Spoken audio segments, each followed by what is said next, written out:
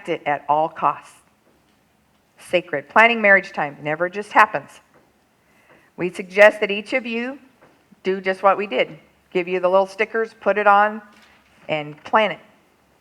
If a friend calls and says, can we get together? You say, nope, sorry, I'm busy.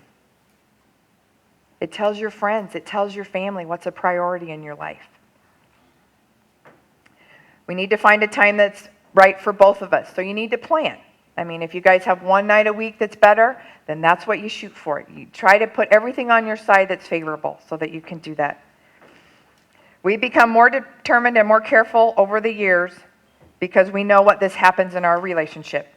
And you know, for us, it really is a lot easier for us now in the winter stage of our life because we don't have to deal with a lot of things that we did when we had young kids and teenagers. But you know what? It would be really easy for us to get sucked up, and I have. There was a time at the church here, it became an 8-hour-a-day job 5 days a week for me. It was sucking my life back in. You know, and I worked a long time before I became a stay-at-home mom. I worked out in the world. I worked ever since I was a junior in high school. And I saw what it was doing to my life. And I said, nope, I'm not doing this. And so now I work at the church 2 to 3 hours a day, 3 days a week. Because I love taking care of my husband. I love it when I can come home and cook him dinner, when we can spend time together. So even at the age in our life, we can still find things to do to fill that time with other than each other. Protect your marriage time. Things that will crowd it, TV, the telephone, other people. It's amazing. We have answering machines. How often do we let the phone ring and let the answering machine pick it up? Even our cell phone. Which is my real big pet peeve, because Teresa can't not answer her cell phone. I can leave the one at home alone. Regardless of where we're at. But the cell phone, I have a really hard time with. And you know what's really funny is they give me a hard time at work because I was like the last of the last to ever get a cell phone of anybody here at the office because I just watched what it did. And it's really hard for me. I have a really hard time not answering. And of course, during the remodel, it's been even harder because I have to answer it all the time. But tiredness is a huge one, guys. We can go to bed at night. Even Lester and I have to be really careful about this. We love to read. We're readers. And so we spend about 15 minutes a night just laying in bed. I'm sure if people looked through our window, they would laugh at us. Like little old people just sitting there reading, both laying on our backs, you know. And it's like, it's kind of our way to just mellow down for a while. But both of us know, because I'm not a morning person, he is. He goes to bed early and I can go to bed late. And we have actually had to hold each other accountable that if I want to go to bed the same time he does, then I have to start getting ready for bed much earlier than I'd like to in order to come wind down and go to bed together. About 7. And smacked him. And you have to just purposefully do that kind of thing. And man, I get tired easy. It's really easy for me. And it is a big one. When you guys have little kids, oh my gosh, you're worn out. Talk about that when it comes to good sex. You know, it's the hugest issue for us. It's just easier to turn our back over and go to bed. I mean, you can even do that and not even kiss each other goodnight. So each of us needs to identify what particular thing threatens our time together, and we must do something about it. We can't just identify it and leave it there. We have to do it and then do something about it. For some of you, it's your job. You know, one of the privileges that Les and I have is he does a job that he loves. And you know, I'll be honest with you, Larry Burkett will tell you, the man who, he's dead now, but he started Crown Financial, 80% of the people who do their job, mostly men, don't like what they do. It's not really what they want to do, but they know they have to provide for their family. And so that dynamic in and of itself, if you're going to a job every day that's not really what you'd like to do, already adds a dimension to your life that you have to deal with. And it's easy. I mean, when he talked about being in public accounting, there was times that he would be gone 3 weeks at a time when he would go do an audit. And it literally came down to us having a conversation that says, is it me and our family, or is it your job? he left public accounting. Because he knew that it was more about life with his family and doing life than it would be with the six-figure income he could do in public accounting. I mean, we chose to stay here. We had a lot of opportunities to do a lot of things. But for us, it was about us, and it was about our kids. And I wanted roots. I didn't grow up with roots. And roots to me were vitally important. And we have so many roots in this community, guys. We love it here. We know so many people. In fact, my sisters, when they come to town to visit from Phoenix, they're like, oh my goodness, we cannot go anywhere without you guys knowing somebody. And I'm like, our kids never liked that growing up because there was too much accountability. They always got caught doing bad things. But there is something to be said about roots. We have known people that changed their job to save their marriage. Here's a former First Lady, Barbara Bush, said this to students graduating from a university. As important as your obligations as a doctor, lawyer, or business leader will ever be, you are a human being first.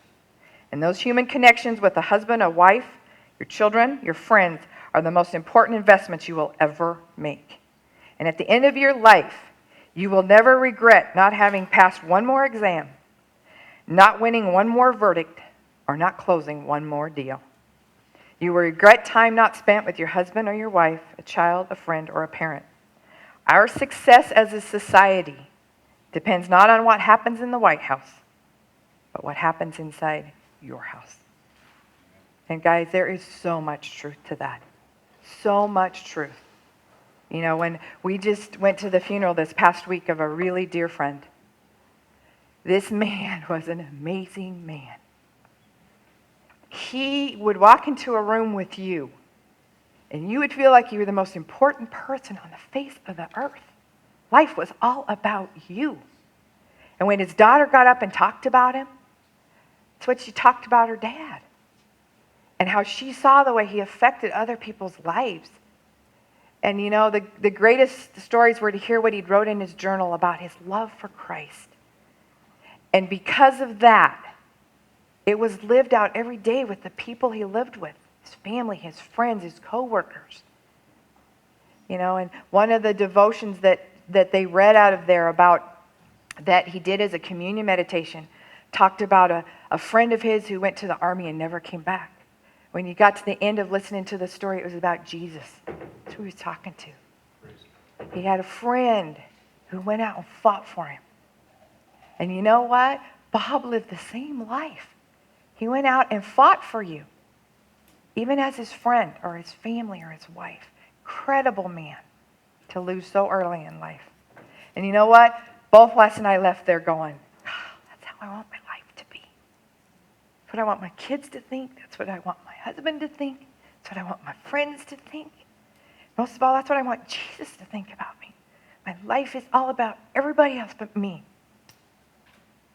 And the only way I can do that is what I sacrifice for my marriage. It's got to be the top priority.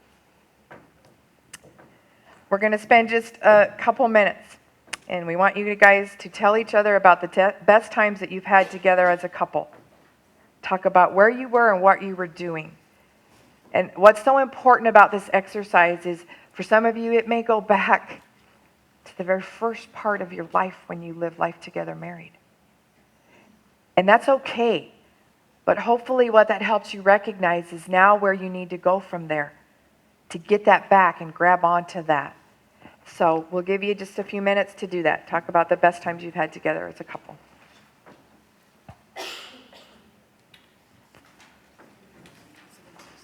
Like that down and you go back and look at it, you know, it's really awesome to be able to see those moments in your life that you were able to talk about and share.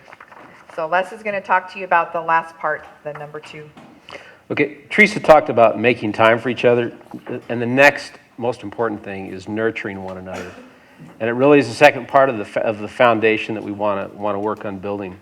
And it's one that it's especially for guys, because guys just typically aren't nurturing. The women are really good at it, but so it's a little tougher for us. But one of the things that we do know is that we all have a longing to be loved by another person. And it's like we have an empty space inside us. So we're going to use an example. So think of this glass as the empty space, and that you need to fill it up. And so,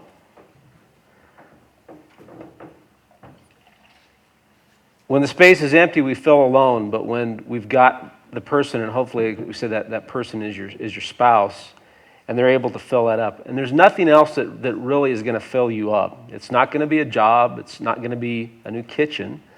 It's not going to be a trip, whatever it may be. It's really going to be those relationships. And that's the important thing, especially in marriage, are the close relationships. And that's one of the things that we know that with this friend of ours that passed away a week ago, that for him the relationships were so critical. It was his relationship with God, a strong relationship with his wife, and then the relationship that he built in the community from that. So we just saw just how wonderful that was. And we know we're intimate, and we know we feel love when that space is filled, and when we don't feel that when we're empty. And we know that it doesn't happen automatically. It's just like we've talked about tonight. We've got to be intentional about what we do and how we go about doing it and when we do it and how often we do it. The one way to keep filling each other's space is by nurturing each other. And we do that by recognizing and meeting each other's emotional needs. And that is so critical. One of the only ways to find out what those emotional needs are is to ask. With our kids, their emotional needs are pretty obvious. They need physical affection. You can't just feed a baby. We know that. If you just fed a baby, when they have their messy diapers or when they're crying, that's just not going to get it done. We know children need our undivided attention, but our spouses need our undivided attention as well. So we need to really carve that time out. Children need comfort.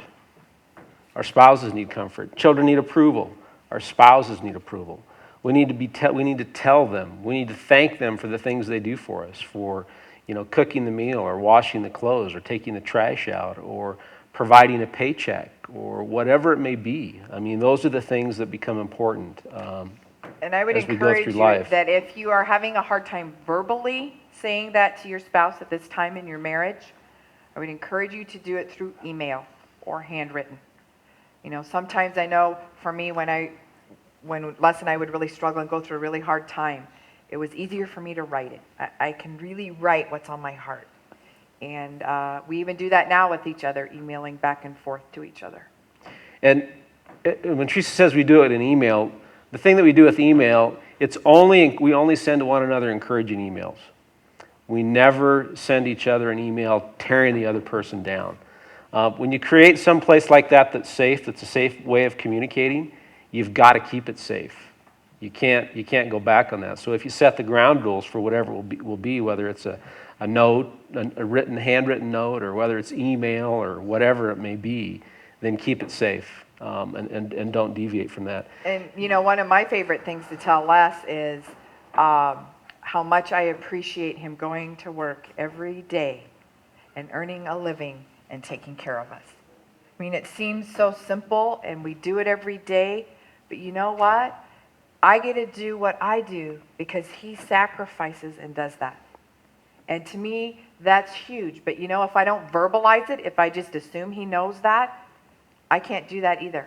So I have to continually be able to build him up and tell him the things that really are important to me about what he does for me. Yeah, it's important to know that our spouses like to know how good of a job they've done, and we need to be able to tell them that. In kids, you really see kids love it. I mean, you can go to a football game or you can go to a baseball game and you can see the same thing 1,000 times, and the one time you miss the home run or the one time you miss a touchdown or whatever, they're like, "Oh man, you missed it." And I'm like, "Well, yeah, but I saw 1,500 others." But it doesn't matter. So you need to realize that it's important that we recognize that. Adults are really good at disguising it, but we all have the emotional needs from cradle to grave.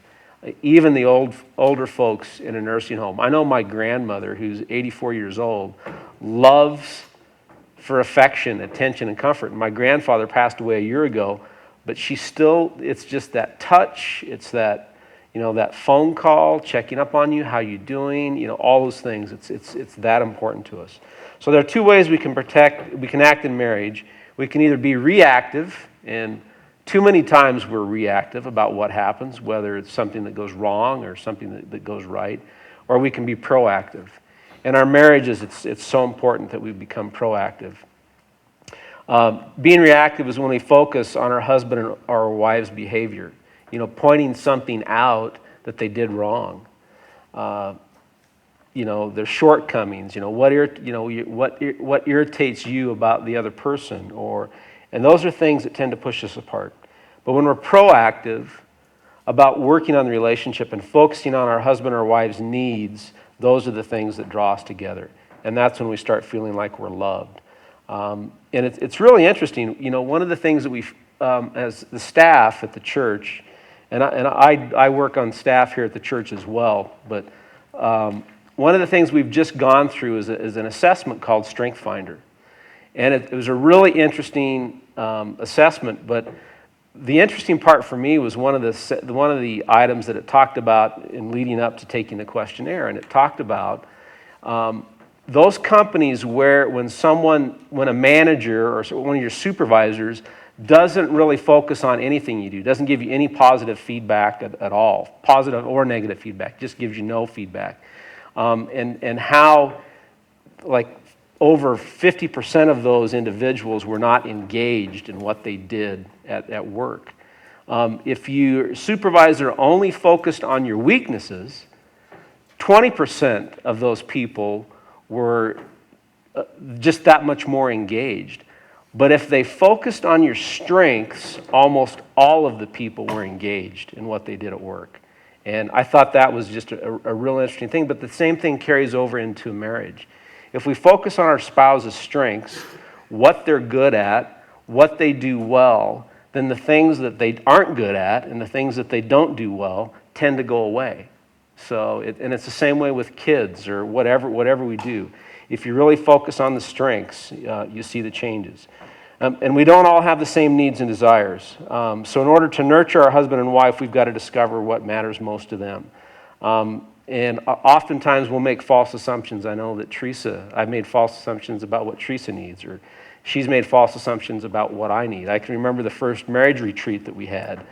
We're talking about love language. What is your spouse's love language? And we had a couple who'd been married for 15 years, and I can remember the testimony time at the end of the retreat, and him saying that for 15 years I've been speaking the wrong love language to my wife, and how important that is. So it's this whole thing about marriage. We spend more time getting our driver's license or getting a college education oftentimes than we do working on our marriage. So those are the things that truly are important, that we spend the time doing that. You better do it over the tray. Yeah. So one of the things, sometimes we give what we most want to receive. But if I am looking at and trying to meet Teresa's needs the way I think they need to be met, it's kind of like trying to fill this glass up, but we're really not getting it done very often, okay? That's good, it's going to fall. I just want to see how good you were, honey. So when we're not recognizing each other's emotional needs, it's like trying to pour that water into the glass, but really not hitting the glass, or not being on target. So that's really, I think, the best example of that. And our needs will change over time. The needs that Teresa and I have now in the winter part of our relationship are much different than they were in the summer part of our relationship. In the summer part of our relationship, we were often just begging for sleep because of having 3 kids. But they are going to change, and those needs and desires are going to change over time. The key is to stay on the same page and continually work on finding out what the needs and desires of your spouse are. There's an exercise in your book, guys, that we're going to let you do at home. It's called Knowing Me, Knowing You. Really great exercise. And we would like you to take that home and have that be part of your homework, that you really go through that and look at that. And all the instructions, it's like half a page of instructions and then a page on the exercise. So really spend the time and do that. Do it yourself you're doing two things, do it yourself And then for your spouse. and then for your spouse, and then get together and go over that See how information. close that information matches. It's pretty amazing. Even as long as Les and I were married, I mean, we were pretty close, but there still was a little bit things that were off. So, so to wrap it up, from the marriage course, what you'll find that most couples have different needs and desires between them as husband and wife. Most couples don't know the needs and desires very clearly of their wife or their husband. So don't worry if you didn't get none of your husband's or wife's needs right when you do the homework. You have time to learn. That's what you're here for in the marriage course. That's why you have homework.